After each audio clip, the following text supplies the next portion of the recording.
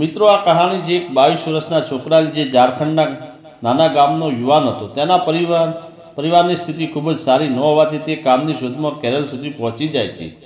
ત્યાં જઈને તેને એક હોટલમાં નોકરી મળે છે, પણ શરૂઆતમાં ખૂબ જ મુશ્કેલી ઊભી થાય છે, કેમ કે તેને મલયાલમ ભાષા સમજ નથી. તેના માટે લોકોએ સમજવું મુશ્કેલ હતું અને ત્યાંના લોકોને પણ તેની ભાષામાં સમજ નહોતી આવતી. હોટલમાં કેટલાક વેટર અને કામદારો તેની ભાષાનું સમજતા નથી, તેથી તે દરેક મજાક કરતા, પરંતુ તે હંમેશા શાંત રહીને પોતાનું કામ પ્રામાણિકતાથી કરતો. તે ક્યારેય કોઈ સાથે ઉગ્ર બોલતો નહીં અને તેની મહેનત અને સચ્ચાઈને જોઈને હોટલના કેટલાક સિનિયર લોકોએ તેની પ્રશંસા કરતા હતા. પણ હાસ્ય અને મજાકના કારણે તેનું મનમાં દુઃખ થતું હતું. એક દિવસ તે વિચારે છે કે હવે પૂરું થયું, હું ગામડે પાછો જાઉં. તે પોતાના બિલના પૈસા માંગીને નોકરી છોડવાનો નિર્ણય લે છે. એ સમયે હોટલની માલકીની મેડમને, જે 30 વર્ષની હતી અને 3 સંતાનોની માતા હતી, તેને બોલાવીને કહે છે કે તું મહેનતુ છે, તું જતો નહીં. જો તને ભાષા સમજ નથી તો હું તને શીખવીશ. મેડમ ખૂબ જ દયાળુ અને સમજદાર સ્ત્રી હતી.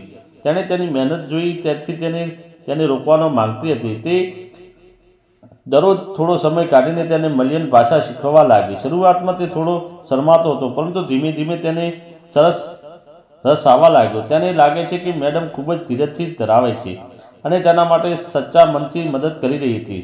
ભાષા શીખતા શીખતા તેની વચ્ચે કેટલીક માનવી સમજ, વિશ્વાસ અને લાગણી વિકસવા લાગી. તે હવે હોટલમાં વધુ ઉત્સાહિત કામ કરતો હતો.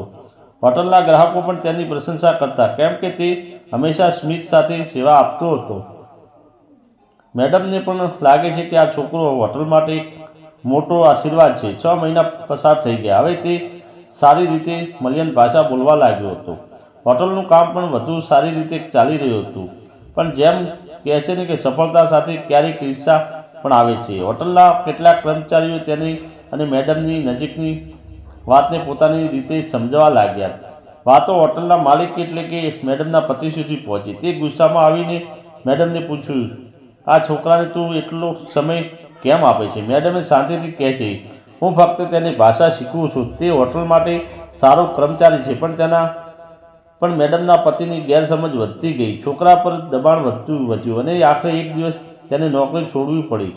મેડમે તેને રોકવાનો ઘણો પ્રયાસ કર્યો, પણ પરિસ્થિતિ એવી હતી કે તે રહી ન શક્યો.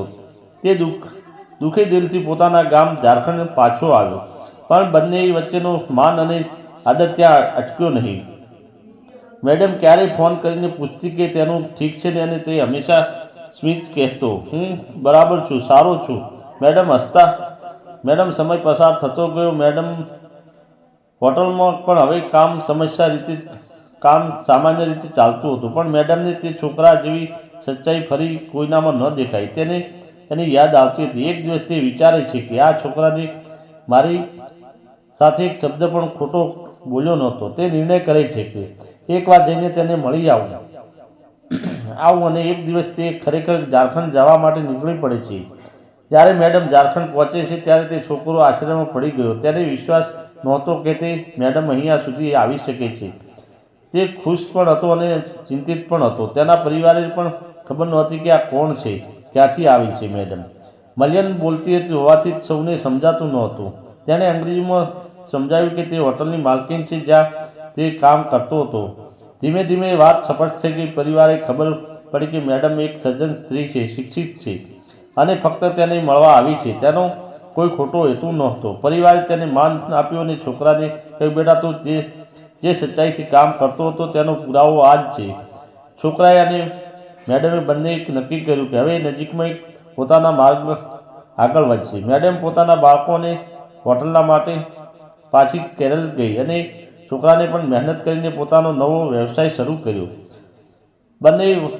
બંનેનો વચ્ચેનો સંબંધ હવે એક પ્રેરણા અને આદરની કહાની બની ગઈ હતી. તેઓ એવું શીખવે છે કે જીવનમાં ભાષા, જાતિ કે ઉંમરનો કોઈ ફરક નથી. મિત્રો, સાચી લાગણી, માન અને ઈમાનદારી માણસનું મોટું બનાવે છે. તો મિત્રો, તમને આ કહાની કેવી લાગી કોમેન્ટમાં જરૂર જણાવજો. જો તમને આ કહાની ગમી હોય તો અમારી ચેનલને સબસ્ક્રાઈબ કરવાનું ભૂલશો નહીં. આવી રસપ્રદ, હૃદયસ્પર્શી અને પ્રેરણાદાયક કહાનીઓ માટે જોડાયેલા રહો અમારી ચેનલ સાથે. તો મિત્રો ફરી મળીશું આવતીકાલે એક નવા વિડીયોની અંદર. ત્યાં સુધી આવજો. ધન્યવાદ મિત્રો. આભાર.